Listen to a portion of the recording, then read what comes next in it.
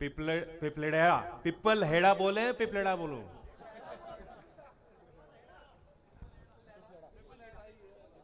मेरा सौभाग्य है कि इस चुनावी अभियान की शुरुआत यहां से हो रही है।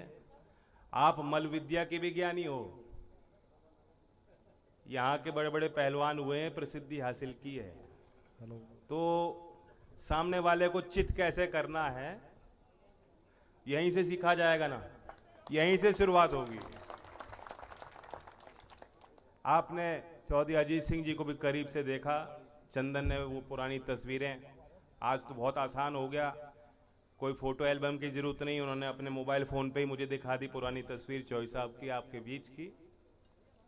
और सही बात तो ये है कि लगभग 40 साल मुजफ्फरनगर के घर घर से आशीर्वाद और समर्थन और सहयोग चौधरी अजीत सिंह जी को मिला, तभी वो उनकी कलम में जो स्याही थी या जो ताकत थी वह आपकी एक बड़ी देन थी। और वो भी पहले से चली आ रही है परंपरा, उससे पहले भी आपने चौधरी चरण सिंह जी को पहचाना, उन्हें अपनाया और उनके साथ सुख में और दुख में उनकी पीड़ाओं को समझते हुए वो आपके लिए किन संभावनाओं के दरवाजे खोलना चाहते थे, उन बातों को समझते हुए आपने भरपूर उनका सहयोग किया, ताकत दी। तो ये सिलसिला तो पुराना चला आ रहा है, आपका मुझ पे पूरा हक है और मेरा भी आप पे कुछ अधिकार है। मानते हो कि नहीं मानते?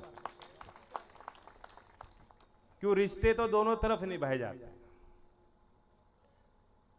वो हमारा खून है, वो हमारा जज्बा है, वो हमारी परंपरा है, मैं भी निभाऊंगा।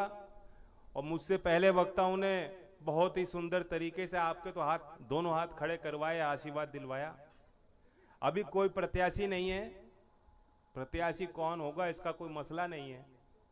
एकजुटता के साथ समाजवादी पार्टी के कार्यकर्ता हों, लोकदल के कार्यकर्ता हों, बाबा अंबेडकर को मानते हो, चौधरी चरण सिंह जी को मानते हो, सरदार पटेल जी को मानते हो, बाबू नारायण सिंह जी को मानते हो, सब लोग एक हैं और एकजुटता का परिचय देकर ही हम चित कर पाएंगे। जिनका मुकाबला है वे बेहद होशियार लोग हैं, उन्हें कम मत आकिएगा।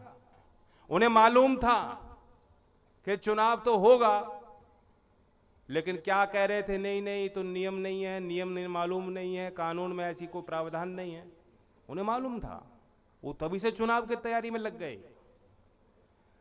तो हमारे इस खतौली में लगभग 123 गांव हैं, 125 मान लो, छोटे मजरे होते हैं, कभी कभी उनकी गिनती ना हो रही हो, बढ़ गए, चलो 131 हो गए। हर बूथ में, हर गांव में, हर बस्ती में, हर नगर की छोटी सी छोटी गली में अगर आप इस चुनाव को अपना बनाकर लड़ लोगे तो कोई मजाल है क्या जीतो नहीं? जीत आपकी सुनिश्चित होगी।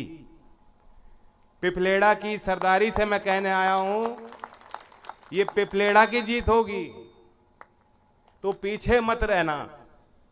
मैं भी 20 साल से राजनीति को देख रहा हूं, चुनाव लड़ा हूं, चुनाव जीता हूं, चुनाव हारा हूं, चुनाव लड़वाया है, चुनाव का विश्लेषण किया है, नतीजों के पीछे समझने की कोशिश की है।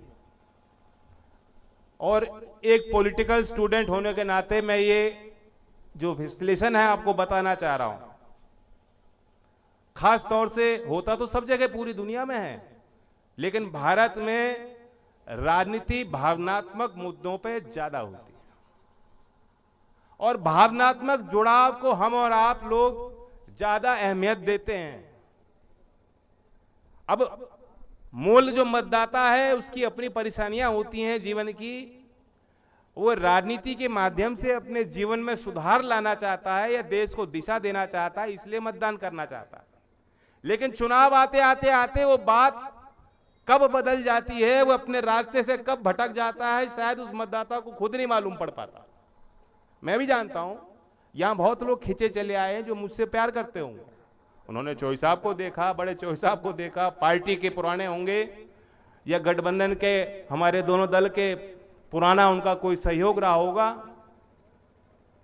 तो आ गए। बहुत से ऐसे लोग यहां बैठे होंगे जिन्हें कोई मतलब नहीं मैं अच्छा करूं या बुरा करूं, वो फिर भी हमारा जहां मैं कहूंगा मतदान कर देंगे, ऐसे हैं। लेकिन ये मेरी जिम्मेदारी बनती है कि विवेकपूर्ण मैं फैसले लूं कि आपका कभी अहित ना हो पाए। मैं अपने व्यक्तिगत स्वार्थ से ऊपर उठ के काम करूं। चौधरी चरण सिंह जी ने किया। कई बार वो ऐसी बात समाज में बोल देते थे जो उस समय उस दौर के सामाजिक चलन के हिसाब से कुछ लोगों को अटपटी लगती होंगी, और तभी नहीं, आज भी अगर वो जिंदा होते और आज भी उन बातों को कहते तो वो बहुत लोगों के लिए अनपैलेटेबल होती, डाइजेस्ट नहीं होती। जैसा कि अंतर्जातीय विवाह का उनका जो प्रस्ताव था वो जोड़ देते थे उस बात को। क्यों? जो उन्होंने कल्पना की थी कि समाज को बदलना है। समाज तब बदलेगा जब आपस के भेदभाव, आपस की दीवारें टूटेंगी। हम पहचानेंगे कि सिर्फ हम ही हम नहीं हैं, हम सर्वश्रेष्ठ नहीं है समाज में, हम एक हैं और हम जैसे सारे लोग हैं। और उनको जब तक हम एक धागे से पिरो के नहीं लाएंगे तो ये गुलदस्ता जो भारत है, भारत का ये गुलदस्ता, ये बन नहीं सकता, ये फूल नहीं सकता। तो उन्होंने कह दी जो उनको लगता था सही है। सही को सही कहने में पीछे नहीं हटना चाहिए। बाबा साहब अंबेडकर जी भी मानते थे, उनकी कहावत भी है कि जब ऐसा समय अगर आए कि सही को सही कहने में आप डरें तो फिर तो ये गुलामी है। तो हम किसी के गुलाम नहीं। जिस तरह आज आपसे आंख मिलाकर हमारे गठबंधन का कार्यकर्ता आपके बीच काम कर सकता है, क्योंकि हमने किसी को दबाया नहीं, किसी को डराया नहीं, किसी के साथ बुरा नहीं किया, झूठ नहीं बोले। चौधरी अजीत सिंह जी ने कितनी सभाएं करी, कितने चुनावी कार्यक्रमों में आपने उनको देखा होगा। ये लालच तो होता ही है ना कि थोड़ी सी बात कह दो और भावनात्मक जुड़ाव ऐसा बन जाएगा, लोग भूल जाएंगे और पूरी वोट मिल जाएगी। क्योंकि राजनीति में तो गिनती अहमियत रखती है ना, कि गिनती कितनी है। चौधरी साहब चाहते अपनी गिनती बढ़ा देते। बड़े चौधरी साहब के कितने किस्से चुनावी सभा में गए प्रचार करने, उन्हें पता लग गया ये तो चुनाव बिगड़ रहा है क्योंकि हमारा उम्मीदवार ही गलत है, वो कह दी बात। तो हमें यह भी विचार करना, आप सब बुद्धिजीवी हो, कुश्ती भी करनी है, हम फिजिकल सामर्थ्य भी हम में सबसे ज्यादा भागने का कूदने का है, तो हम किसान के बेटे हैं, लेकिन यहां से भी काम लेना है।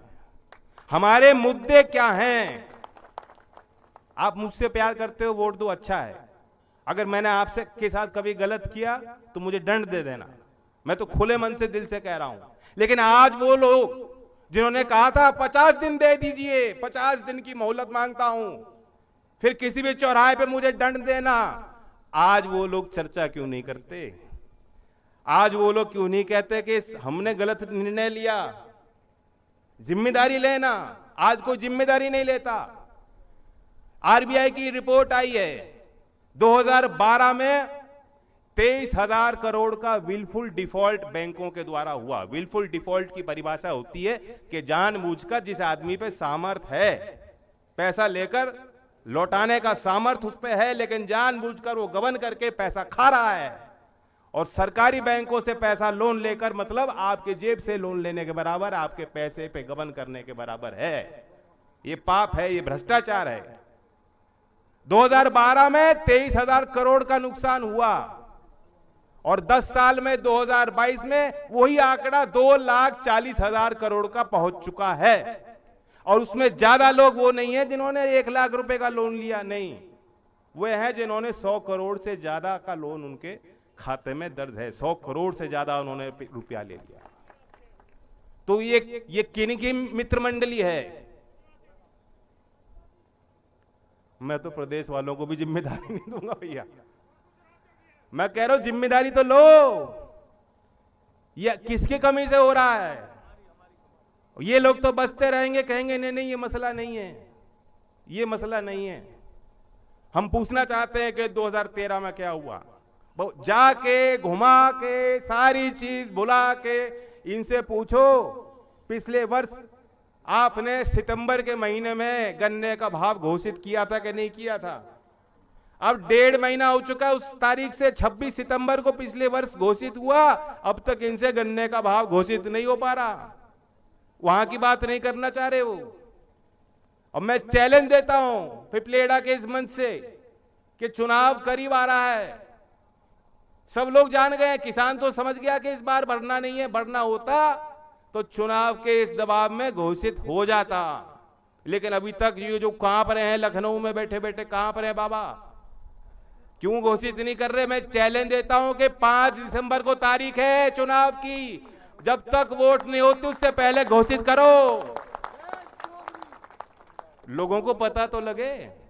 हमारा और कोई मुद्दा नहीं है, हम इसी मुद्दे पे चुनाव लड़ेंगे। गन्ने का अच्छा मूल्य दे दोगे तो किसान दूसरी निगाह से आपको देखेंगे। कोई गलत बात तो नहीं कह दी? इसी बात पे टिका है ना चुनाव। मेरा काम ही है कि इस नाते उन पर कुछ दबाव बनाऊं, कुछ अच्छा मिल जाए इस बहाने। आपको क्या पता, इस बहाने अगर किसान को कुछ अच्छा मिल जाए, क्योंकि इनके विधायक 255 जिताए, एक कम हो गया, 254 हो गए। अब 254 से एक और बढ़ा के दोबारा 255 जिताने में आपको क्या मिल रहा है? क्या मिलेगा जनता को? इनके विधायक तो ऐसे फिर रहे हैं जैसे खेत में आपके यहां सांड। कोई ना पूछता ना भगा सकता उनको। तो ये सांडों को खूब खुराक दिया आपने 5.5 साल में, इन्हें और खुराक देनी है या इनसे निजात चाहते हो?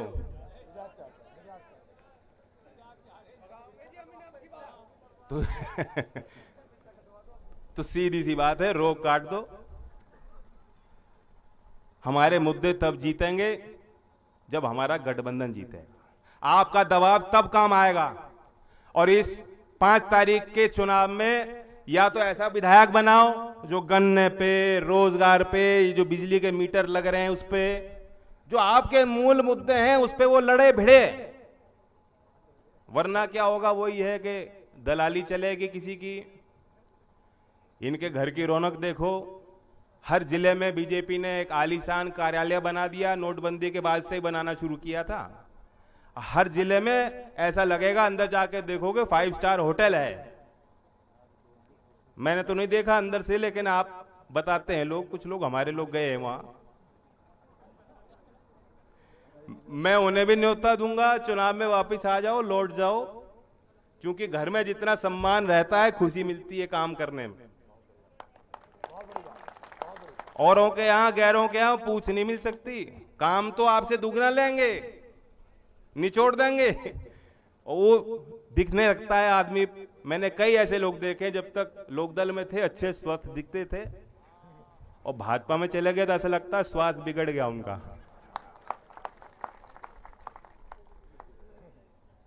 खैर, आपके बीच आकर बहुत अच्छा लगा, मुस्कुराने का वक्त मिला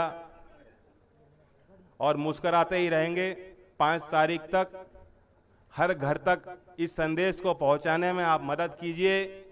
हाँ, और किसान की आवाज बुलंद हो। चौधरी चरण सिंह जी स्वर्ग में बैठे हैं, उन्हें भी ऐसा लगे कि हमारे लोग अभी भी संगठित हैं। मैं फिर कह रहा हूं इस बात को जो कोई नेता नहीं कहेगा। इसलिए वोट मत देना लोकदल के चिन्ह पर कि आप मुझसे प्यार करते हो। इसलिए वोट देना कि आप ये चाहते हो कि जो उस विचारधारा को मैं लेकर आपके बीच प्रस्तुत कर रहा हूं, वो विचारधारा को आगे बढ़ाना है। इस बात को मानोगे नहीं मानोगे? धन्यवाद। जय हिंद, जय भारत। सभी कार्यकर्ताओं को बधाई देता हूं। बहुत मेहनत की है और मेहनत का फल तो मिलता है। एक बार हाथ खड़े करवा दो। हाथ तो खड़े ही है सबके। रुक जाओ, यहीं रुक जाओ। ये बहुत बहुत धन्यवाद सभी का, बहुत बहुत धन्यवाद।